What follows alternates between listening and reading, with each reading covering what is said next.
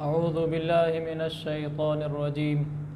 बिस्मिल्लाहिर रहमानिर रहीम। हुवा इबादुर रहमान अल्लज़ीना यमशूना अलल अर्दि हौना व इज़ा ख़ातबहुमुल जाहिलूना क़ालू सलामा वल्लज़ीना यबीतूना लिरब्बिहिम सुज्जदन व क़ियामा वल्लज़ीना यक़ूलूना रब्बना अस्रिफ़ अन्ना अज़ाब जहन्नम इन्न अज़ाबहा कान गरामा इन्नहा साअत मुस्तक़र्रन व मुक़ामा वल्लज़ीना इज़ा अनफ़क़ू लम युस्रिफ़ू व लम यक़्तुरू व कान बैन ज़ालिका क़वामा वल्लज़ीना ला यदऊन मअल्लाहि इलाहन आखर वला यक़्तुलून अन्नफ्स अल्लती हर्रमल्लाहु इल्ला बिलहक़्क़ वला यज़नून वमन यफ़अल ज़ालिका यल्क़ा असामा युज़ाअफ़ लहुल अज़ाबु यौमल क़ियामह व यख़्लुद फ़ीही मुहाना इल्ला मन ताब व आमन व अमिल अमलन सालिहा फ़उलाइका युबद्दिलुल्लाहु सय्यिआतिहिम हसनात व कानल्लाहु गफ़ूरर रहीमा वमन ताब व अमिल सालिहन फ़इन्नहु यतूबु इलल्लाहि मताबा वल्लज़ीना ला यशहदून अज़्ज़ूर व इज़ा मर्रू बिल्लग़्वि मर्रू किरामा वल्लज़ीना इज़ा ज़ुक्किरू बिआयाति रब्बिहिम लम यख़िर्रू अलैहा सुम्मन व उम्याना वल्लज़ीना यक़ूलून रब्बना हब लना मिन अज़वाजिना व ज़ुर्रिय्यातिना क़ुर्रत अअयुन वजअलना लिलमुत्तक़ीना इमामा उलाइका युजज़ौनल गुरफ़त बिमा सबरू व युलक़्क़ौन फ़ीहा तहिय्यतन व सलामा ख़ालिदीन फ़ीहा हसनत मुस्तक़र्रन व मुक़ामा। सदक़ल्लाहुल अज़ीम। ये 19वां पारा है और सूरतुल फ़ुरक़ान, इसकी मैंने चंद आयात तिलावत की हैं। ये कोई 14 आयात बनती हैं। इन आयात में अल्लाह ताला ने अपने नेक बंदों की सिफ़ात बयान की हैं कि मेरे नेक बंदे ऐसे ऐसे होते हैं। उनकी सिफ़ात बयान करने के बाद आखिर में जो उनका इनाम बयान किया है, तो पहले मैं वो इनाम बयान कर देता हूँ, फिर वो सिफ़ात बयान करता हूँ, ताकि हमें पता चले कि जो सिफ़ात अभी बयान होंगी इनके बदले में मिलेगा क्या।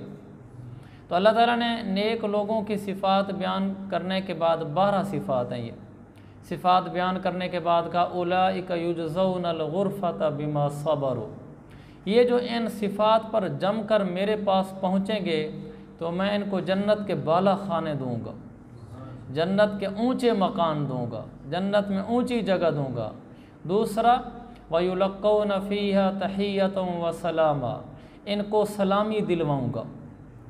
फिर आगे कहा ख़ालिदीन फ़ीहा, ऊँचे महल्लात और सलामी का प्रोटोकॉल। ख़ालिदीन फ़ीहा, ये हमेशा हमेशा का होगा। जब इनको ऐसी जन्नत दे दूँगा और ऐसी इज़्ज़त का मंज़र दे दूँगा, फिर ये हमेशा रहेंगे।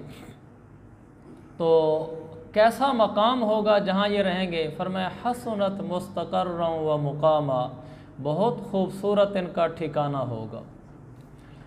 आज दुनिया में किसी को ऊंचा घर, बाला खाना, कोठी मिल भी जाए तो ये नहीं पता चलता कि कब तक मेरे पास है।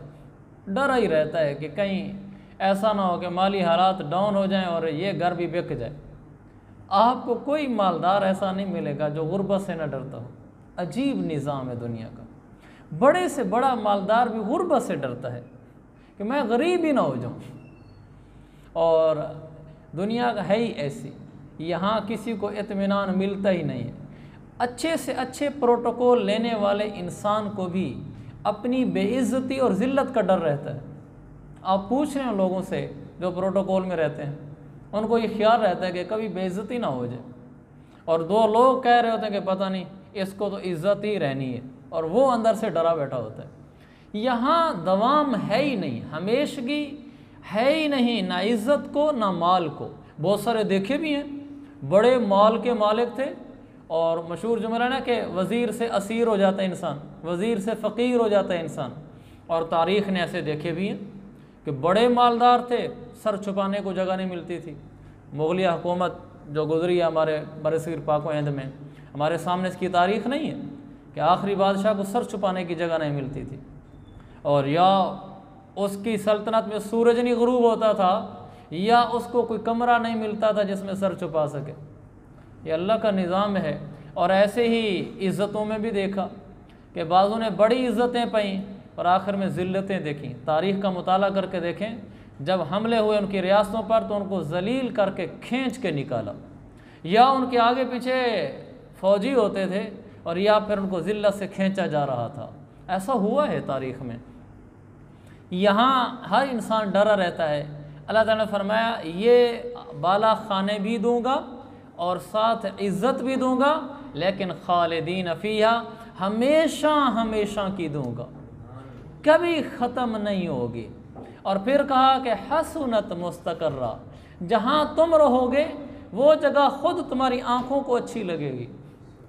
इंसान को अपनी रहने की जगह अच्छी लगे, ये तो सबसे खूबसूरत चीज़ है।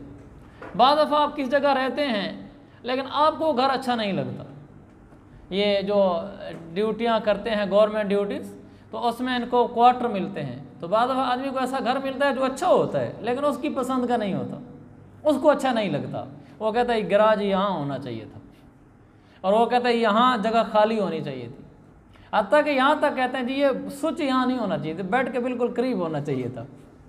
तो आदमी को अपना घर ही अच्छा नहीं लग रहा था, बस अपना बनाया हुआ भी अच्छा नहीं लग रहा होता। हमारे एक दोस्त हैं, फिर उनके आगे दोस्त हैं लाहौर में, तो मुझे मेरे दोस्त ने वाक़या सुनाया। कहा मेरे दोस्त हैं लाहौर के, बड़े अमीर आदमी हैं, उन्होंने बड़ा अच्छा घर बनवाया, तो उनको उस घर में ना कुछ खामियां नज़र आई बनाने के बाद।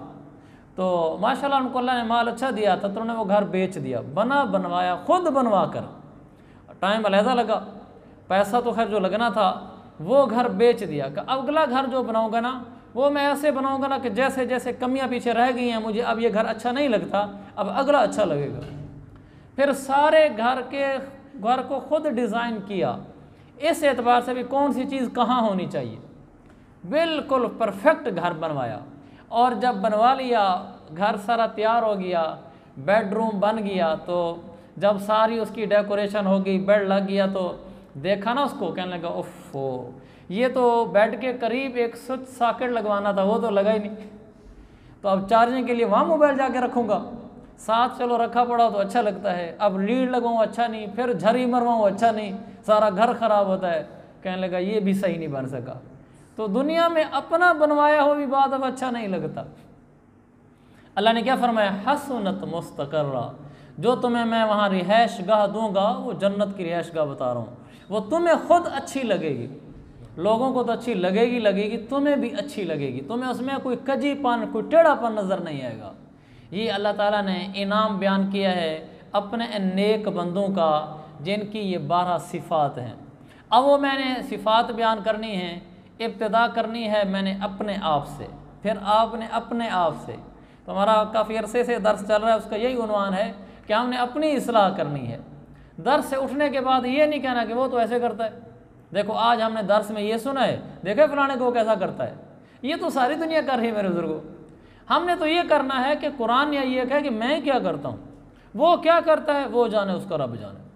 हमने लोगों को अच्छा समझना है और अपने आप को बुरा समझना है।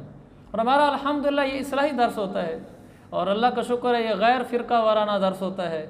इस पर इसमें किसी पर अटैक नहीं होता, किसी पर तनकीद एतराज़ नहीं होती, सियासी तबसरे नहीं होते, सिर्फ कुरान का जो पैगाम है हम वो समझते हैं बस।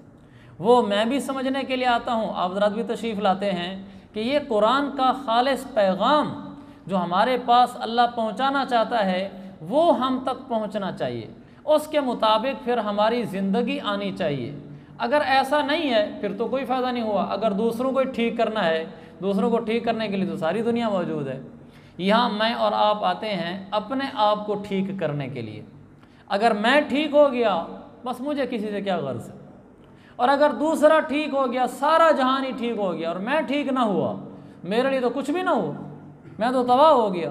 और अगर मैं ठीक हो गया, दूसरों के ठीक की फ़िक्र तो हमारे ज़िम्मे है, लेकिन इकट्ठे का तो हमारे ज़िम्मे नहीं है कि हमने उसको ठीक करके रहना है। लोग ना बात पीछे पड़ जाते हैं, कि ये इसको ठीक करना है, हमने इसको ठीक करना है, हमने किसी को ठीक नहीं करना, हमने अपने आप को ठीक करना है और दूसरे को ठीक करने की दावत देनी है कि भाई ये हमारी दावत है, मेरे लिए भी आपके लिए भी, फिर उसके पीछे नहीं पड़ना। बाज़ लोग ना दीनदारों से भी तंग आ जाते हैं, वो ऐसा पीछे पड़ते हैं कि जान छुड़ाना मुश्किल हो जाती है। अब वो किसी दीनदार को देख लें कि ये अभी मुझे मिल गया तो शुरू हो जाएगा, ये यार तेरा कारोबार ऐसा है, यार तेरे बच्चे ऐसे करते हैं, यार ये तो क्या करता है, वो जान चुराते हैं लोग। असल में ये इस आदमी का कसूर है जो उसको ठीक करने के चक्कर में है। ऐसा तो मेरे पाक पैगंबर ने भी नहीं किया कि आप किसी के पीछे पड़ गए हों, आपने दावत दी है। बहुत सारे नए मुसलमान हुए, आपको दर्द ज़रूर था, दावत भी ज़रूर दी है, लेकिन किसी के पीछे आप नहीं पड़े कि वो आपसे कतराता हो। कोई नबी ऐसे नहीं करता था। हमने उम्मत की फ़िक्र करनी है, उनका गम रखना है, उनको दावत भी देनी है, लेकिन किसी के पीछे नहीं पड़ना, किसी का ठेका नहीं उठाना। लोग अपने रिश्तेदारों के पीछे पड़ जाते हैं, जी हमारे भाई की बेटी है, हमारे चाचू की बेटी है, वो बड़ा फैशन करती है, वो बड़ी ऐसी मॉडर्न होगी है, अब वो हर जगह बैठा हुआ है, उसको समझाओ भाई, उसको समझाओ भाई। वो घर में गए, वो आ गई बेटी, तू कैसी पढ़ रही है, तू नई हमारे ख़ानदान में आ गई है, वो सारे उससे तंग आ जाते हैं। ठीक है, वो बच्ची नई सुन्नत के मुताबिक लिबास पहन रही, आप उसको कोई शरीयत के मुताबिक समझें। उसके जज्बात मजरू करना, उसको जलील करना, पूरे ख़ानदान में उसको बुरा करना और उसके मुंह पे जाके उसको अच्छी खासी सुनाना, इससे तो कभी ठीक नहीं होगी। इससे तो आपसे भी दूर होगी और जिस दीनदार को देखेगी उससे भी दूर होगी। तो ऐसे कोई लड़का क्लीन शेव हो जाता है हमारे ख़ानदान में, तो हमें उसका दर्द तो है कि अल्लाह इसको नबी वाली ज़िंदगी अता फरमाए, लेकिन उसको जलील करना, उसको रुसवा करना, उसके मुँह पर उसको जलील करना, सारे ख़ानदान में उसको बुरा कहना, ये अगले को और ज़्यादा दूर कर देता है। तो अल्लाह के नबी ने हमें अच्छे अखलाक सिखाए हैं, प्यार मोहब्बत सिखाई है। तो मैं अर्ज़ कर रहा था कि हमने ठीक तो करना है अपने आप को, दूसरे का ठेका नहीं उठाना, दूसरे की फ़िक्र करनी है, उसके लिए दुआ करनी है। तो ये जो 12 सिफ़ात अभी बयान होंगी, ये मेरे लिए बयान होगी। तो हम एक एक सुनते जाएं और नियत करते जाएं कि इंशाअल्लाह हम इस पर अमल करेंगे। वैसे मैं आपके कुरान की मोहब्बत को दाद देता हूँ। हमारा पहला प्रोग्राम है 6 महीने बाद, और माशाल्लाह आप इतनी तादाद में जमा हो गए, इससे पता चलता है कि आप लोगों को भी सच्ची मोहब्बत है, कुछ हमसे और बाकी कुरान से तो है ही है। तो आपकी मोहब्बत ही हमें खींच के लाती है कि अल्लाह ताला आने की तौफीक दे देता है। और आप हज़रत भी इतना एहतमाम फरमाते हैं, मस्जिद की इंतज़ामिया भी इस बात की मुस्तहिक है कि उनको खराज तासीन पेश किया जाए, दाद दी जाए कि वो इतनी मेहनत करते हैं लोगों को बुलाने की। ख़ास तौर पर इसमें तो जहाँ आप तशरीफ़ ले, आपकी मोहब्बत है, मैं समझता हूँ कि मस्जिद की इंतज़ामिया का भी बहुत दखल है, क्योंकि आप लोगों को ये तो नहीं पता था कि आज की तारीख़ में दर्स है, क्योंकि 6 महीने से दर्स छूटा हुआ है। इन्होंने माशाल्लाह आवाज़ को फैलाया, मुलाकातें की और आप ज़रा तक आवाज़ पहुँची, आप तशरीफ़ लाए। अल्लाह ताला हमें कुरान वाला बना दे बस। इंशाअल्लाह हमारी इस्लाह होती चली जाएगी, हम आखिरत में अल्लाह की तरफ से कामयाबी लेने वाले होते चले जाएंगे। बस यही हमारा मकसूद है कि अल्लाह हमें आखिरत में कामयाब लोगों में कर दे, अल्लाह हमें अपने बंदों में कर दे, अल्लाह हमें अपने नेक बंदों में कर दे। तो अल्लाह के बंदे कौन से हैं? अल्लाह की शान, ज़ुबान से मेरे अल्फाज ऐसे निकल गया जो हमारा दर्स है, तो मैं कह रहा था अल्लाह हमें अपने बंदों में कर ले, अपने नेक बंदों में। तो हमारी आज की आयत भी यही है, व इबादुर्रहमान। अल्लाह फरमाते हैं मुझ रहमान के बंदे कौन से हैं। आगे फिर वो 12 सिफ़ात बयान की कि जिनमें ये 12 सिफ़ात हैं, ये मेरे बंदे हैं, ये मेरे ख़ास बंदे हैं। इनको मैं क्या दूंगा, वो मैंने आपको शुरू में बता दिया है कि जन्नत के बाला खाने दूंगा, सलामी दिलवाऊंगा, यानी इज़्ज़त भी दूंगा, माल भी दूंगा, और हमेशा का दूंगा, और इनकी आँखों की पसंद की इनको रिहाइश दूंगा। तो वो सिफ़ात क्या है अल्लाह के बंदों की? पहली सिफ़त यमशूना अलल अर्दि हौना। अल्लाह के नेक बंदे ज़मीन पर आजिज़ी से चलते हैं, ये उनकी पहली खूबी है। अल्लाह ने हमें आजिज़ी का हुक्म दिया है, तकब्बुर से रोका है, और आजिज़ी से चलने का हुक्म दिया है। चलने में भी आजिज़ी होनी चाहिए और अकड़ वाली चाल नहीं होनी चाहिए। अल्लाह ताला ने वहाँ फरमाया सूरह लुक़मान में, वहाँ नसीहतें करते हुए फरमाया ला तमशी फिल अर्दि मरहा, ज़मीन पे आजिज़ी से चलना, अकड़ करना चलना। फिर अल्लाह ने आगे बताया कि तेरी औकात क्या है।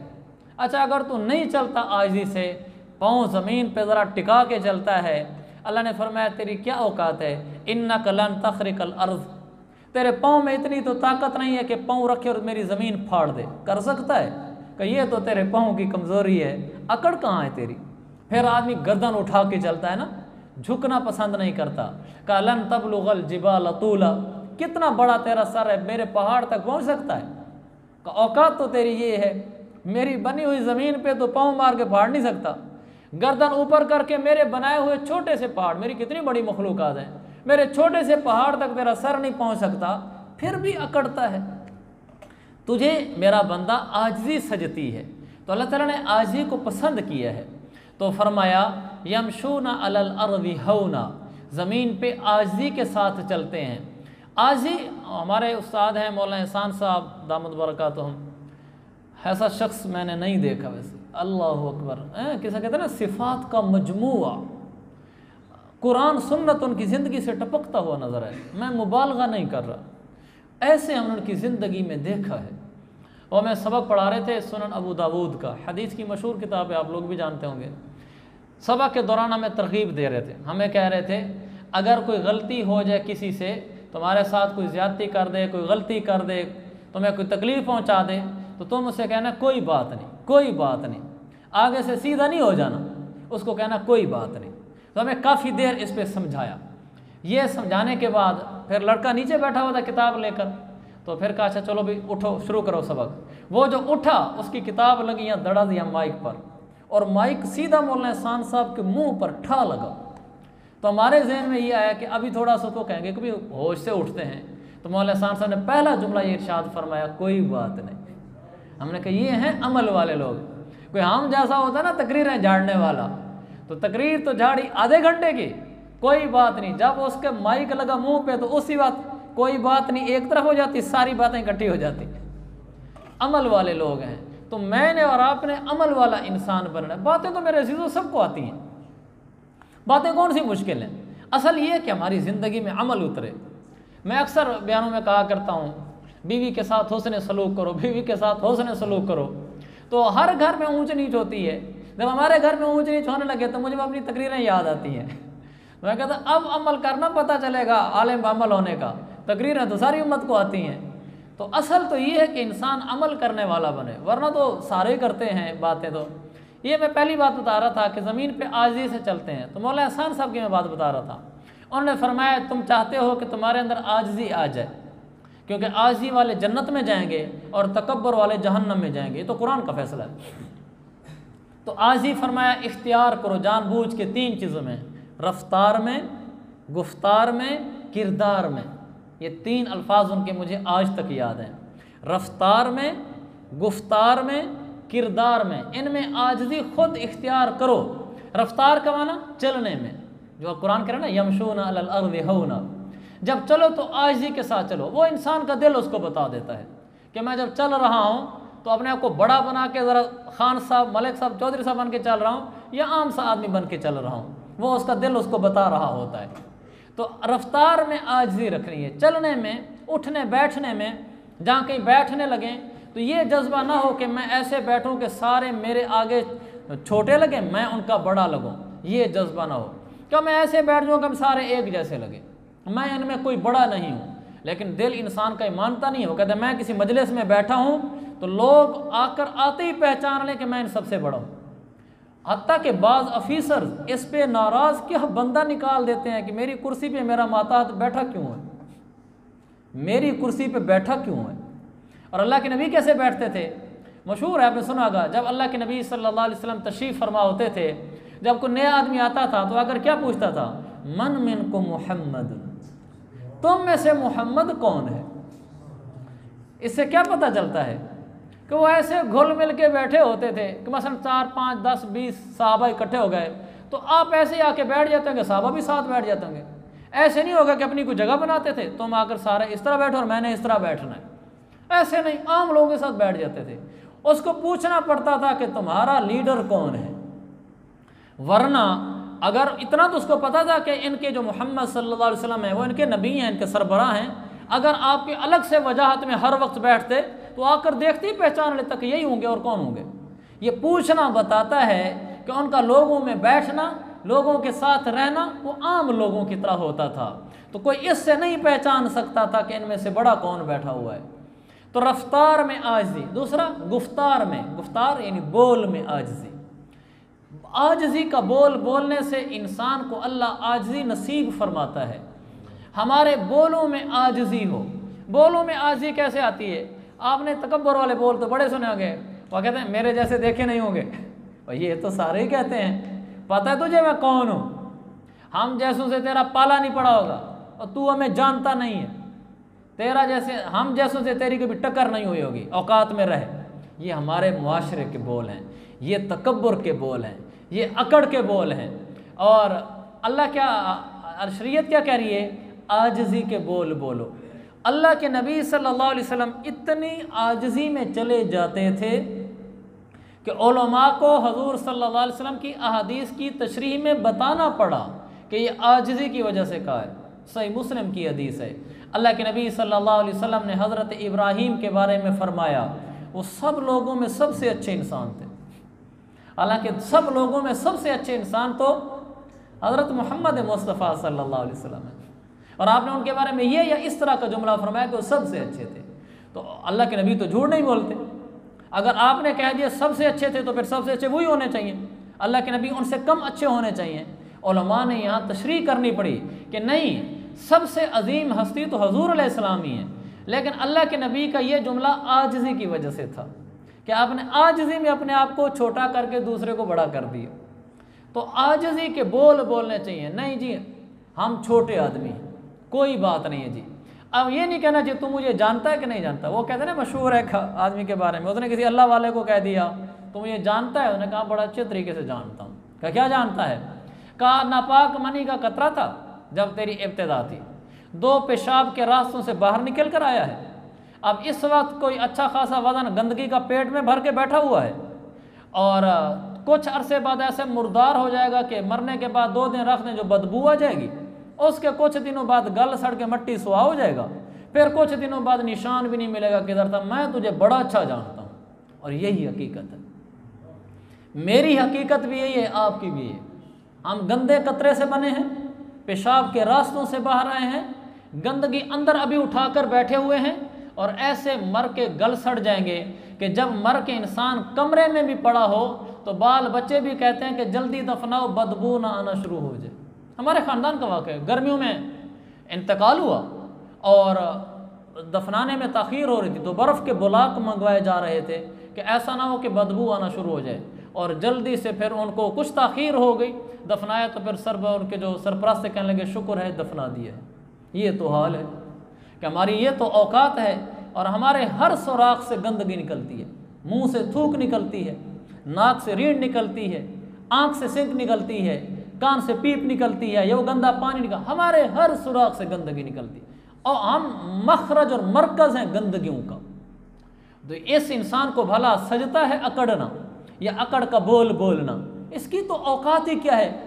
बोलता है कि आज शाम को तुझे मज़ा चखा दूंगा, या हफ्ते के अंदर तुझे मज़ा चखा दूंगा, इसी महीने में तुझे मज़ा चखा दूंगा। हफ्ते से पहले ही दुनिया से चला गया होता है। मज़ा चखाने वाले को खुद मज़ा चखा दिया जाता है। इसलिए हमने बड़ाई के बोल नहीं बोलने, तकब्बुर के बोल नहीं बोलने, आजिज़ी के बोल बोलने हैं, दूसरे को अच्छा कहना है। तीसरा फरमाया किरदार में आजिज़ी इख्तियार करो। किरदार के अंदर काम में, अमल में आजिज़ी। आदमी गाड़ी में बैठता है तो अगली सीट पे बैठता है तो ज़रा सीधा हो जाता है, कोहनियाँ कभी कभी बाहर निकल जाती हैं, उतरता है तो ख्वाहिश रखता है शीशा कोई और, दरवाज़ा कोई और खोले, कोई और बंद करे, बैठूं तो कोई और तरीके से बैठूं। ये आमाल हैं का अपने आमाल में आजिज़ी इख्तियार करो। खाना खाता है तो अकड़ के साथ खाता है, बैठता है अकड़ से बैठता है, चलता है तो अकड़ से चलता है। अल्लाह के नबी ने फरमाया अना आकुलु कमा याकुलुल अब्द, मैं ऐसे खाना खाता हूँ जैसे ग़ुलाम खाता है, ऐसे आम सा आदमी बनकर खाता हूँ।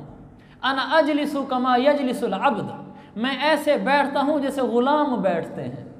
क्या मेरे पैगंबर का आमाल हैं आजिज़ी वाले। इंसान आजिज़ी इख्तियार करने से आजिज़ी हासिल करता है। ये नहीं होता कि बोल तकब्बुर के बोले और आजिज़ी आ जाए, ऐसा नहीं होता। अपने आप को आजिज़ बनाता है तो आजिज़ बनता है। आज जज्बे यही हों कि जूते कोई और उठाए, शीशे कोई और खोले, मुलाकातों के लिए आएँ और दाएं बाएं लोग हों और मैं नीचे झुकूँ ना, चाबी गिर जाए तो दिल करता है कोई और उठा के दे। तेरी ये गर्दन में सरिया डाला हुआ है, तू नहीं झुक सकता, भी खुद उठा ले। ये सहाबा का मिजाज। बाद सहाबा ऊपर बैठे होते थे घोड़े पर, और उनसे गिर जाता था वो कोड़ा जो हाथ में होता है घोड़े को मारने के लिए, तो नीचे गिर गया तो किसी को उठाने नहीं दिया, खुद नीचे उतरे और उठाया। कभी मैं क्यों नहीं उठा सकता। हज़रत उमर रज़ी अल्लाह अन्हु हज करके आ रहे थे, मीना से बाहर निकले, मदीना की तरफ रवाना थे, तो रास्ते में आए तो कंकरियाँ वाली सारी सरजमीन है, तो जहाँ देखा ना कंकरियाँ ज़्यादा थी और गर्म जगह थी, ऊपर लेट गए और अपने आप को उसके ऊपर लौट पौट करने लगे, यानी ज़मीन पे गिरा दिया सबके सामने। एक दफ़ा मस्जिद नबी में हज़रत उमर अमीरुल मोमिनीन थे। हज़रत उमर जैसा फिर तो आएगा 22 लाख मुरब्बा मील का मालिक। ये मैंने किसी से पूछा, ये जोग्राफिया वाले ना, ये 22 लाख मुरब्बा मील बनता कितना है, सारी ज़िंदगी कहते रहते हैं। उसने जो मुझे बताया, उसने कहा कराची से लेकर पेशावर तक ये 7 लाख मुरब्बा मील बनता है। वल्लाह आलम उसकी ताक़ीक़ किस हद तक ठीक है। तो वो 22 लाख मुरब्बा मील पे हुकूमत करते थे। तो एक दफ़ा मस्जिद में सबको बुलाया, सारे इकट्ठे हो गए, अमीरुल मोमिनीन ने बुलाया है। ये बता रहा हूँ, काम आजिज़ी वाले करना, खुद ब खुद आजिज़ी इख्तियार करना, उससे इंसान के अंदर बनता है। तो सबको इकट्ठा किया, लोग इकट्ठे हो गए भी आज देखो क्या कहते हैं। लोगों का आपको एक बात बतानी थी। अब अमीरुल मोमिनीन इकट्ठा करे, बादशाह वक्त इकट्ठा करे तो कोई हैरान कौन बात होगी। लोग इकट्ठे हो गए, बात शुरू हो गई का बात ये थी कि मैं लड़का था तो मेरी खाला मुझे बकरियां देती थी और कहती थी जा उमर चरा के आ। वो मैं बकरियां चराने जाता था, कभी ऊँट देती थी चराने जाता था, मुझे वो भी चराने नहीं आते थे, ऐसे ही गिरा पड़ा था। तो मुझे कभी कहती भी थी तुझे तो ऊँट चराने भी नहीं आते, तो मुझे ऊँट चराने भी नहीं आते थे। आखिर दावाना अल्हम्दुलिल्लाह रब्बिल, चलो भाई जाओ सारे। लोग हैरान हो गए कि ये कोई बात है करने की। दिलों में भाई सबको जमा किया, बात ये बयान की कि मुझे बकरियां चराने के लिए भेजते थे, वो मुझे वही भी नहीं आती थी, वो कभी डांट दी भी थी तुझे ऊँट भी चराने नहीं आते, चलो अभी जाओ। तो किसी ने बाद में पूछा, किसी मुकर्रब ने, कि हज़रत ये क्या माजरा है, आपने इस बात के लिए लोगों को जमा किया। उन्होंने फरमाया हाँ, मेरे दिल में, मैं बैठा था, मेरे दिल में आया कि मैं बड़ा हूँ, मुल्क चला रहा हूँ और लाखों मुरब्बा मील मैं चलाता हूँ, सबको मैं चला रहा हूँ। तो मुझे ख्याल आया कि ये तो आजिज़ी का जज्बा नहीं है, तुझे अपनी औकात उमर भूल गई है। मैंने कहा जिनको मैं समझता हूँ ना कि तुम्हारे ऊपर हुकूमत कर रहा हूँ, इनको मैं बुला के बता देता हूँ कि मैं हूँ कौन। मैं तो ये हूँ कि जिसको बकरियाँ चराना भी नहीं आती थी, इसलिए मैंने बुलाया था कि मेरा नफ्स ज़रा सीधा हो जाए। हम ये करते हैं, हम तो कहते हैं मतलब और ऊंचा चढ़ाएं। तो मेरे अजीज़ हो, ये सब सीखने की चीज़ें हैं।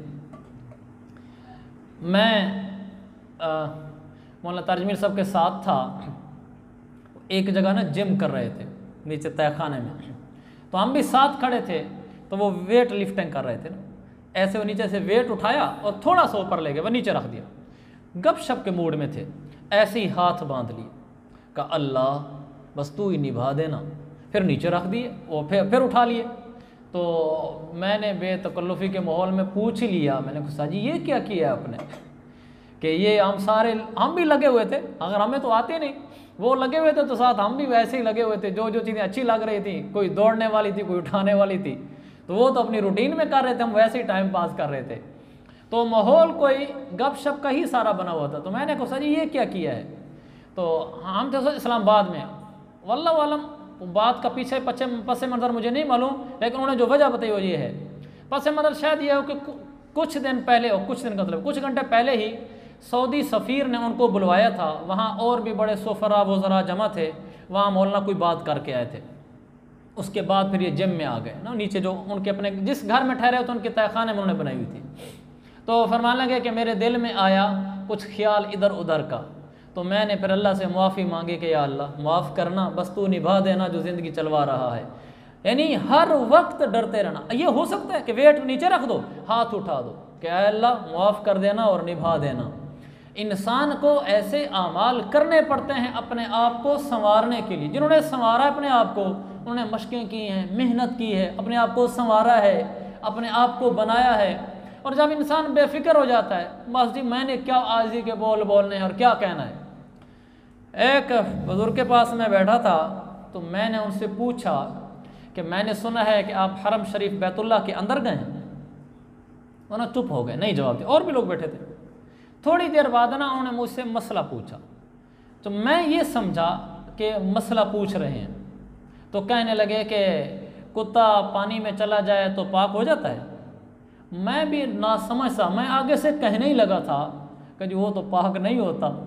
तो आंखों में आंसू उनके डुब डुब आ गए, कहने लगे हम बैतुल्ला में चले जाएं तो हम पाक हो जाएंगे। यानी मैं गया हूँ मतलब बैतुल्ला में, लेकिन बैतुल्ला में जाने से क्या मैं बड़ा हो गया हूँ? अगर मेरा अंदर गंदा है तो वो गंदा ही है। तो मेरे अजीज़ों, ये बोल बोलने पड़ते हैं, ये अमाल करने पड़ते हैं। ये अल्लाह के नबी ने किए। मैंने कहा नहीं, फरमाया कि हज़रत इब्राहिम सबसे बेहतर थे, हज़रत उमर ने किए, सबको जमा करके कहा बकरियाँ चराना भी नहीं आती, ये सब ने किए हैं। हम अपने आप को संवारना चाहते हैं तो अपने आप को ऊपर कुछ करना पड़ेगा। रफ्तार में आजिज़ी करनी पड़ेगी, गुफ्तार बोल में आजिज़ी करनी पड़ेगी, किरदार अमल में आजिज़ी करनी पड़ेगी, फिर जाकर इंसान संवरता है। और जब इंसान अंदर से मिट जाता है, अंदर से आजिज़ हो जाता है, यानी अपने आप को कुछ नहीं समझता, लोग इज़्ज़त कर रहे होते हैं और वो अंदर ही अंदर मिटा होता है। शेख लदीफ़ साहब को तो अब सारे जानते हैं, मौलाना ज़करिया साहब रहमतुल्लाह अलैह, वो बैठे थे कराची में, हमें मौलाना एहसान साहब ने सुनाया। कराची में मक्की मस्जिद या मदनी मस्जिद, पुराना मरकज़ मदनी मस्जिद है, मक्की है पता नहीं, पुराने और नए में से दोनों मैंने देखे, नाम मुझे याद नहीं, एक मदनी और एक मक्की है। पुराने मरकज़ में वो बैठे थे, तो असर के बाद ये तय हुआ था कि हज़रत बैठेंगे और सारे मुसाफ़ा करेंगे। तो उनकी तो उम्र का आखिरी सा था, शोहरत आसमानों को छू रही थी कि बड़े बड़े दुनियावी अफीसरान आए हुए थे मुसाफ़ा करने के लिए। शेख लदीफ़ साहब को ऐसे बिठाया हुआ था, सामने टेबल रखी हुई थी, तो उन्होंने ऐसे हाथ रखा हुआ था और लोग आ रहे थे, उनके हाथ के ऊपर हाथ रख के आगे चल रहे थे। तो लाइन थी लंबी, पर कराची जैसा शहर, उसमें उलमा, मशाइख, शेखुल हदीस, अफीसरान, सियासतदान, बड़े बड़े लोग थे। और मौलाना ज़करिया साहब ऐसे बैठे हुए हैं और ज़बान चल रही है, बस लोग अपना काम कर रहे हैं, अपनी ज़बान चला रहे हैं। मौलाना साहब फरमाते हैं कि जब वो मगरिब से पहले वो मुसाफ़ा बंद हुआ तो एक अजब मंजर था इज़्ज़त का, पूरे कराची में धूम मची हुई थी कि लोग गाड़ियाँ खींच खींच के ला रहे हों, किस काम के लिए? कि 2 सेकंड का एक काम करने जा रहे हैं, कि उनके हाथ पे हाथ रखने जा रहे हैं, इसके लिए लाइनें लगी हुई थी। तो पूरे शहर में एक धूम मची हुई थी हज़रत की इज़्ज़त की। तो जब अंदर तशरीफ़ लाए कमरे में, तो मौलाना साहब से फरमाते हैं मैंने पूछा कि हज़रत जब लोग आपके हाथ पे हाथ रख रहे थे और अजब मंजर था एक इज़्ज़त का, आपकी ज़बान चल रही थी, आप क्या कह रहे थे उस वक्त? उन्होंने फरमाया लोग मेरे हाथ पे हाथ रख कर मुझे बड़ा नेक बुज़ुर्ग, ऊंची शख्सियत, अल्लामा, शेखुल हदीस समझ रहे थे, और मैं अल्लाह से कह रहा था अल्हम्दुलिल्लाहिल्लज़ी अज़हरा अलैयल जमी व सतरा अलैयल कबीर, है कि तूने मेरे गंदेपन को छुपा दिया और मेरे ऊपर लोगों को नेकी दिखला दी। या अल्लाह तेरी क्या शान है, मेरा गंदापन छुपा दिया है, इनको नहीं दिखलाया मेरा, इनको तो ये दिखला रहे मैं नेक हूँ, वाह अल्लाह तेरी शान। वहाँ भी इस ख्याल में नहीं आया कि देखो मैंने इल्म हासिल किया है, मैंने तकवा हासिल किया, आज देखो कैसी इज़्ज़त है इल्म की, आज देखो कैसी इज़्ज़त है तकवे की, अल्लाह वाला बनने की। नहीं, वो अभी तक भी अल्लाह वाला नहीं है अपनी नज़र में। कि मैं कह रहा था अल्लाह मेरा गंद छुपा दिया, तेरी क्या शान है, इनको मेरा गंद दिखलाया ही नहीं है। ये हैं वो बोल कि अपने आप को कहना कि हाँ नहीं मैं गंदा हूँ, मेरी गंदगी छुपी हुई है, लोगों को नहीं पता मैं अंदर से कैसा बुरा हूँ। अगर मुझे कोई अच्छा समझ रहा है वो इस वजह से नहीं, ये बात नहीं है कि मैं वाकई हूँ अच्छा। अगर मुझे कोई अच्छा समझ रहा है तो इसलिए समझ रहा है कि अल्लाह ने मेरे ऐब उसके सामने ज़हर नहीं किए, पर्दे डाले हुए हैं। इसलिए कभी ये नहीं समझना कि मैं कोई बड़ा हूँ, मैं किसी चीज़, किसी ओहदे का, किसी इज़्ज़त का हकदार हूँ और लोग मुझसे छोटे हैं और मैं इस लायक हूँ, मैं किसी लायक नहीं हूँ। अगर किसी इंसान में कोई खूबी है, ये उसकी खूबी नहीं है, ये अल्लाह की दी हुई है। मसलन एक आदमी अच्छा बोल लेता है, एक अच्छा लिख लेता है, एक अच्छी प्लानिंग कर लेता है, एक अच्छा इंजीनियर है, एक अच्छा डॉक्टर है, एक अच्छा ऑफिसर है, एक अच्छा ताजिर है, उसकी ऐसी प्लानिंग है कि कारोबार बढ़ रहा है, तो वाकई आदमी समझता है कि ये मेरे अंदर कोई चीज़ है ना, तो ये आगे बढ़ रहा है। तो असल में ये उसकी खूबी नहीं है, मैं कसम खा कर कह सकता हूँ ये उसकी खूबी नहीं है, ये अल्लाह ने उसके अंदर रखी हुई है आर्जी तौर पर। वो आर्जी मेरे रब की मर्जी है मौत तक कर दे, वो आर्जी चंद सालों तक कर दे, वो आर्जी चंद सेकंडों तक कर दे, वो अल्लाह चाहे तो छीन ले। अल्लाह ने बोलना रखा है, अल्लाह ज़ुबान पे फालिज डाल दे, कहानी ख़त्म। अल्लाह ने दिमाग दिया है प्लानिंग वाला, तेज़ चलाने वाला, और अल्लाह दिमाग पे फालिज डाल दे, कहानी ख़त्म। अल्लाह ने कलम दिया है, जिससे साइन करता है तो सिफारिशों के लिए इदारे हरकत में आ जाते हैं, अल्लाह हाथ पे फालिज डाल दे, सब ख़त्म। अल्लाह चाहे दिमाग पे फालिज डाल दे, सारे ओहदे ख़त्म, कहेंगे पागल है, इसको जमा कराओ कहीं। ये सब मेरे, और आपने देखे नहीं, बैठे बैठे फालिज हो जाते हैं। हमारा दोस्त है, नौजवान है, 30 साल उम्र है, माशाल्लाह अच्छा उसका सेटअप है, कारोबार है, तो दुकान पे बैठा था, बैठे बैठे गिर गया। उसके जो मुलाजिम थे वो भागते भागते आए और उसके भाई को बताया कि तुम्हारा भाई गिर गया है। तो वो गया तो वो गिरा पड़ा था, उसको निस्तर ले गए, ये कोई साल पहले की बात है, उसको निस्तर ले गए, उनका दिमाग पे फालिज हो गया। नौजवान लड़का, समझदार लड़का, कारोबार चलाने वाला, मातात मुलाजिम काम करने वाले, दिमाग पे फालिज हो गया। अब उसको न अपने पेशाब का पता चलता है, न बखाने का पता चलता है। ये बैठे बैठे सेहतमंद नौजवान, कुछ भी नहीं, ऐसे कुर्सी से नीचे गिर गया। वो अभी भी मेरे सामने है, मेरी आंखों के सामने, मैं उसको जानता हूँ। तो मेरे अजीज़ों, हमारा कुछ भी नहीं है, ये उसका दिया हुआ है। इसलिए कभी अकड़ में नहीं आना चाहिए कि पैसा मेरा है, गाड़ी मेरी है, समझ मेरी है, बोल मेरे हैं, अकल मेरी है, कलम मेरा है, इख्तियारात मेरे हैं, फलानी चीज़ मेरी है। तेरी कुछ भी नहीं अल्लाह का बंदा, ये सब उसी की है, तुझे दी हुई है, जब चाहे वापस ले ले। अभी कुर्सी है, सुबह ना हो, अभी पैसा है, सुबह ना हो, अभी सेहत है, सुबह ना हो, हत्ता कि ज़िंदगी जिसके साथ ये सारी चीज़ें वही ना हो, कहानी ख़त्म हो जाए। इसलिए कभी दिल में नहीं समझना कि मैं कोई चीज़ हूँ, मैं बड़ा आदमी हूँ, ये छोटे हैं। अल्लाह तुझे छोटा कर दे, इनको बड़ा कर दे, ऐसा कर सकता है। ऐसा भी तारीख में हुआ है कि बादशाह गरीब बने हैं, गरीब बादशाह बने, ऐसा भी हुआ है कि बादशाह गरीब हो गया और गरीब बादशाह हो गया। एक बादशाह ने 100 खादिम नौका गुलाम रखे, उसके सामने 100 गुलाम ले गए, बादशाह का नाम मुझे याद नहीं है। 100 गुलाम ले गए तो उसने ना उसमें से इंतखाब करना था, भाई ये ठीक है इसको रख लो, ये ठीक है इसको रख लो। उसने 99 का इंतखाब कर लिया, एक उसको नहीं पसंद आया, उसने कहा इसको रहने दो। तो उसने मिन्नत की, जी आपने 99 रख लें तो मुझे भी रख लें। तो उसने कहा चलो अच्छा इसको भी रख लो। तारीख में लिखा है कि जिसको उसने धुतकार दिया था कि गुलामी करने के काबिल नहीं, वो बाद में उसी शाही तख्त पर बैठा जिस पर बादशाह बैठा था। अजब निज़ाम कुदरत है, अजब औरा की तारीख है। मेरा रब है, वो जो चाहे कर दे, इसलिए वो छोटे को बड़ा कर सकता है, बड़े को छोटा कर सकता है। वल्लाह छोटे को बड़ा कर सकता है, बड़े को छोटा कर सकता है। फिर कहता हूँ, वो छोटे को बड़ा कर सकता है, बड़े को छोटा कर सकता है। वो इज़्ज़त को ज़िल्लत में बदल सकता है, इज़्ज़त को ज़िल्लत में बदल सकता है, इज़्ज़त को ज़िल्लत में बदल सकता है, ज़िल्लत को इज़्ज़त में बदल सकता है।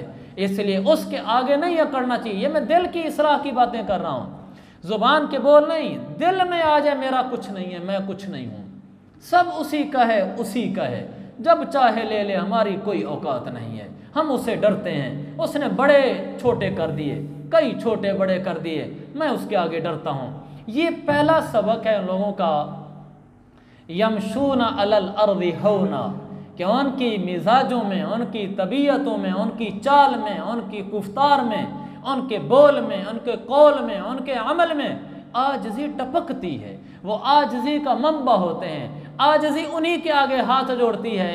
तो फिर इनको अल्लाह क्या देता है, कयुजज़ौनल गुरफ़त बिमा सबरू, फिर जन्नत के बाला खाने तैयार हैं, फिर इज़्ज़त की सलामियाँ तैयार हैं, हमेशा के महल्लात तैयार हैं।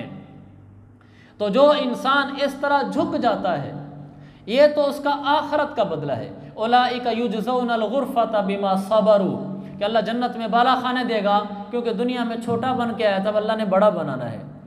वयुलक़ौन फ़ीहा तहिय्यतुन व सलामा, अल्लाह फरिश्तों से सलामी दिलवाएगा, क्योंकि दुनिया में छोटा बन के आया था।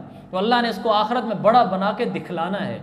ये आखरत में है, दुनिया में भी अल्लाह इसका इनाम देता है। जो अपनी ज़ात में छोटा हो जाता है, मेरे पाक पैगम्बर अलैहिस्सलातु वस्सलाम ने फरमाया, मन तवाज़ा अलिल्लाहि रफ़अहुल्लाह, जो अल्लाह के लिए अंदर में झुक जाता है, छोटा बन जाता है, अल्लाह का वादा है कि अल्लाह लोगों की निगाहों में उसको बुलंद कर देता है। ऐसे इंसान की जो दिल में आजिज़ हो, दिल में छोटा हो, अल्लाह लोगों के दिलों में इसकी मोहब्बत डाल देता है, अल्लाह इसको इज़्ज़तें और बुलंदियां अता फरमा देता है। तो ये हमारा पहला दर्स था, अमल के लिए था। तो मैं भी नीयत करूं और आप हजरात भी नीयत करें कि हमने आज से आइंदा छोटा इंसान दिल में बन के रहना है। बड़ाई का बोल भी नहीं बोलना, बड़ाई की चाल भी नहीं चलनी, बड़ाई की गर्दन और सर भी नहीं उठाना, और बड़ाई का कोई काम भी नहीं करना, और लोगों के साथ बोल आजिज़ी के बोलते हुए असल बात दिल में अपने आप को छोटा, बेहैसियत, किसी चीज़ का मालिक ना होना, किसी चीज़ का हकदार ना होना, सब उसकी अता समझना, उसकी रहमत समझना, उसका करम समझना, इसके साथ ज़िंदगी गुजार रहे होंगे। लोग बाहर हमारे साथ अच्छे तरीके से पेश आ रहे होंगे, हम अंदर मिटे हुए होंगे कि ये उसकी अता है, वो वापस ले सकता है, मेरी नहीं है। मैं गाड़ी पे बैठ रहा हूँगा, घर में अच्छे बेड पे लेट रहा हूँगा, दिल में ये होगा ये उसका दिया हुआ है, मेरा नहीं है, वो जब चाहे ले ले। जब ये जज्बे पैदा हो जाते हैं फिर आदमी नौकरानियों पर, नौकरों पर, मुलाजमों पर, उन पर फिर जुमले नहीं कसता उनकी इज्जत को मजरूह करने के लिए।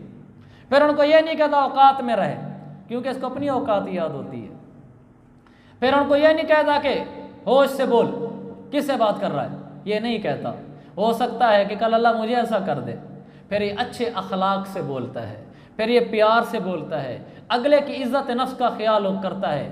वरना अमूमन मेरे अजीज़ों, हमने तो यही देखा है, इल्ला माशाल्लाह नेक लोगों के अलावा, जिसको एक दो नौकर मिल जाएं, माताहत मिल जाएं और मुलाज़े मिल जाएं या नुकरानियाँ घर में आ जाएं, वो उनको ऐसे समझते हैं जैसे इंसान ही ना हो। उनको जो गाली दे दो, जो ताना दे दो, जो जलील कर दो, जो चाहे कह दो, वो सब ठीक समझता है, चूँकि मेरे नौकर हैं, थोड़ा सा बोला तो निकाल दूंगा नौकरी से, दूसरा रख लूँगा। ये पैसा बोल रहा होता है, ये अकड़ बोल रही होती है, इसको औकात भूली हुई होती है। तू मट्टी में कल मिल जाना है, तेरे जैसे पहले बड़े है, तू क्या चीज़ है, तेरे तो 8, 10, 2, 4 मुलाजिम घर में मुलाजमाएँ होंगी। ऐसे भी तो हैं जिनके आगे पीछे लोग नौकर होके फिरते थे, वो आज कब्रों में ऐसे मिटे हैं कि नामो निशान ही नहीं है। इसलिए मेरे भाइयों, जो घरों में मुलाजमाएँ काम करती हैं उनको अपनी माँ बहन समझा करो। मोहब्बत के लिहाज से कह रहा हूँ, इज़्ज़त के लिहाज से, बोलने के लिहाज से सख्त बोलना बोला करो। घर में आने वाली मुलाजमा को इज़्ज़त दो। और पहले भी मैं कहता रहता हूँ, उनकी तनख्वाह ना काटा करो। वो कभी छुट्टी हो गई, कभी देर सवेर हो गई, तनख्वाह ना काटा करो। हम उनकी थोड़ी सी तनख्वाह काट के कितने अमीर हो जाएंगे, और उसको सख्त बोल करके हम अल्लाह को भूल जाएंगे। मैंने भी घर वाली को कह रखा है, मुलाजमा देर से आए डांट डपट नहीं करनी, उसकी तनख्वाह नहीं काटनी, जितनी बनती है दे। वो बेचारियों की होती क्या है, और हम उनके भी पैसे काट रहे होते हैं और हम उनको भी डांट डपट कर रहे होते हैं। हम खुद ही छोटे हैं, हम खुद ही अल्लाह के नौकर हैं, हम खुद ही अल्लाह के खादिम हैं, हम खुद ही अल्लाह के बंदे हैं। हमारी क्या हैसियत है? ये अल्लाह ने किसी को 1 रुपया दिया, किसी को 8 आने दिए, किसी को 2 रुपये दिए, किसी को 5 रुपये दिए। मेरे रब की तकसीम है, वो आज इस तरह दिए, कल उस तरह कर सकता है। तो जब इंसान के अंदर उतर जाता है तो फिर उसका दूसरों के साथ रवैया भी इंसानों वाला हो जाता है, वरना फिर वो इंसान ही नहीं होता, वो एक नई मखलूक बन के उड़ रहा होता है, वो अपने आप को कुछ चीज़ समझ रहा होता है। अल्लाह ताला मेरी भी इस्लाह फरमाए, आपकी भी इस्लाह फरमाए कि हमने लोगों के साथ रवैया भी अच्छा रखना है। किसी को ये नहीं कहना कि अपनी औकात में रहे, भाई मेरी अपनी ही औकात कोई नहीं है, औकातें अल्लाह देने वाला है। सबके साथ प्यार से, मोहब्बत से, अगले को इज़्ज़त देकर, मुलाजिम को इज़्ज़त देकर। कितने लोग हैं मुलाजिम के साथ खाना नहीं खाते, कैसी अजीब बात है। मुलाजिम को अपनी जगह पे बैठ, ये सब तकब्बुर हैं, सब तकब्बुर हैं। और अल्लाह कह रहा है हौ ना, आजी चाहिए मुझे, आजजी।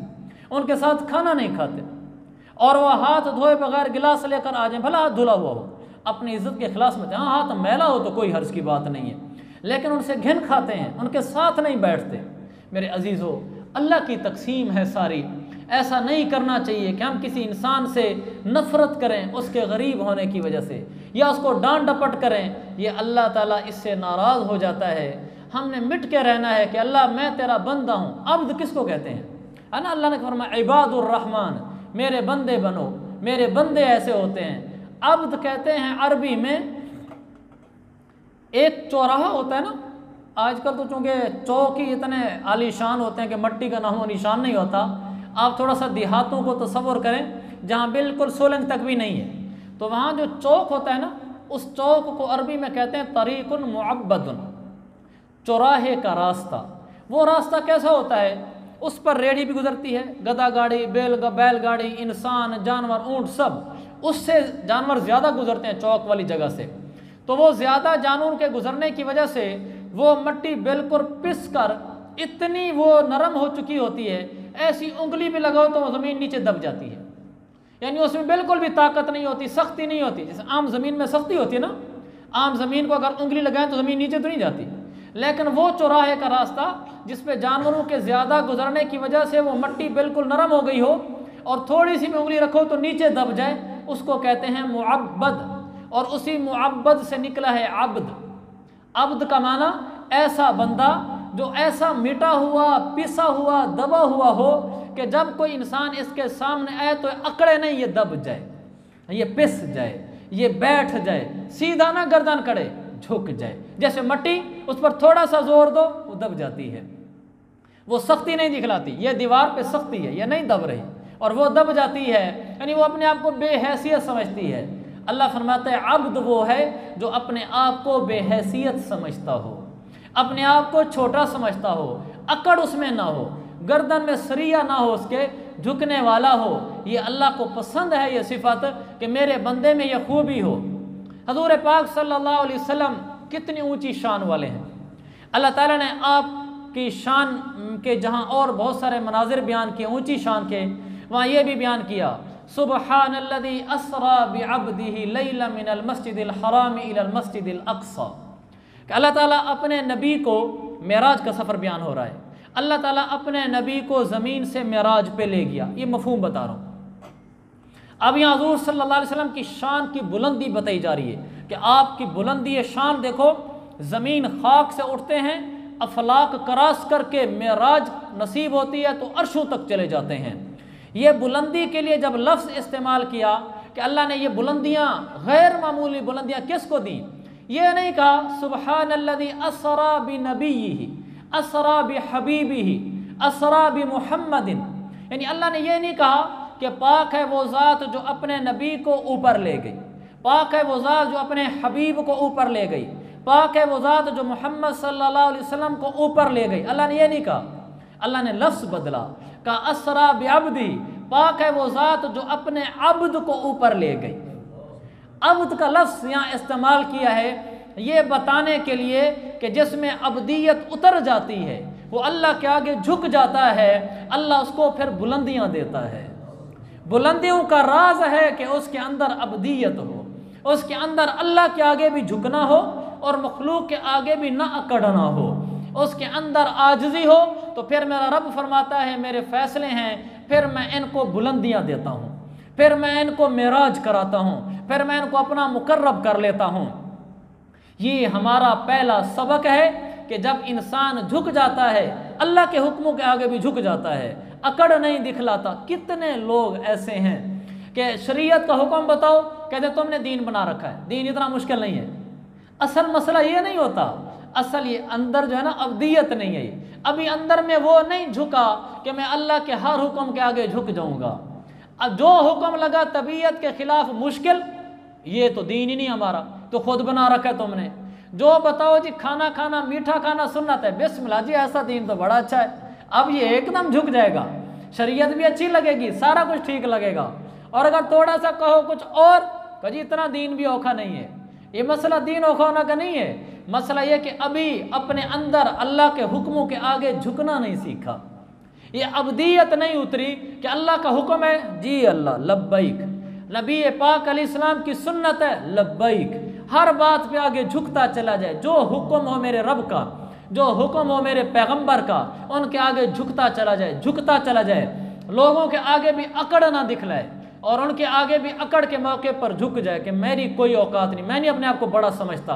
तो जब इंसान इस तरह रब के अहकाम के आगे झुक जाता है, मेरे पाक पैगंबर की ज़िंदगी के आगे झुक जाता है, लोगों के आगे अकड़ता नहीं है, फिर अल्लाह ताला फरमाता है मैं इसको बुलंदियाँ अता फरमाता हूँ।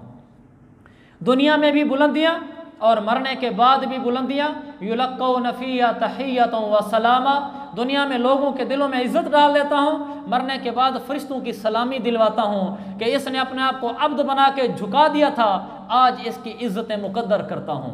तो मेरे भाइयों, ये इसी पे दर्स ख़त्म करते हैं कि मैं भी और आप भी हम ये सबक सीख कर जाएँ कि इंशाअल्लाह आज से आइंदा हम अपने आप को किसी चीज़ का हकदार नहीं समझेंगे कि इज़्ज़त मेरा हक है, माल मेरा हक है, ओहदा मेरा हक है, मैं इसका हकदार हूँ, मैं किसी चीज़ का हकदार नहीं हूँ। जो मिला हुआ है ये उसकी अता है।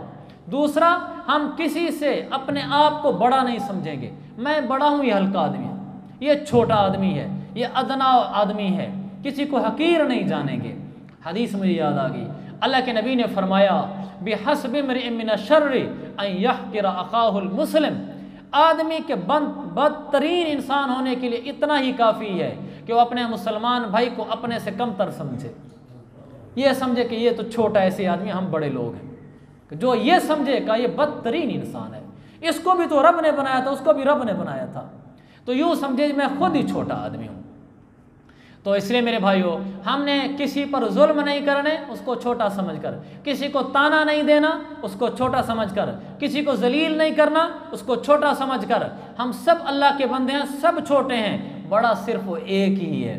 तो दिल में भी आजी रखनी है, बोल में भी आजी रखनी है। कुरान कहता है कि चाल में भी आजी रखो, चाल में भी आजी रखनी है और लोगों के साथ रवैये भी अच्छे रखने हैं। इंशाअल्लाह इस पर अल्लाह दुनिया में भी इज़्ज़तें देगा और ख़ास तौर पर मरने के बाद जो मैंने आयत पढ़ी है, अल्लाह फरिश्तों की सलामी दिलाकर जन्नत के महल्लात नसीब फरमाकर बड़ी इज़्ज़त देगा। अल्लाह मुझे भी नसीब फरमाए, आपको भी। ये पहली सिफत हुई है, इनकी 11 सिफात और हैं। हम इंशाअल्लाह इसी तरतीब से चलते रहेंगे। अल्लाह करे ये मजलिसें बरकरार रहें, ये रौनकें बहाल रहें। इंशाअल्लाह इसको सीखेंगे। हमारा मकसूद ये तो है नहीं कि हम ज़्यादा दर्स आज सीख लें, हमने कौन सा कुरान ख़त्म करना है जैसे मदरसे में हमने ख़त्म करना होता है, भाई सिलेबस भी तो पूरा करना है।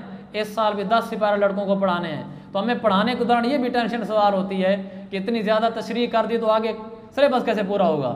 तो भाई यहाँ हमारा तो कोई सिलेबस नहीं है, हमारा सिलेबस ये है कि हमारी अमली ज़िंदगी ठीक हो जाए, बस उसके तहत जितना होगा पढ़ते रहेंगे, अमल की नीयत से चलते रहेंगे।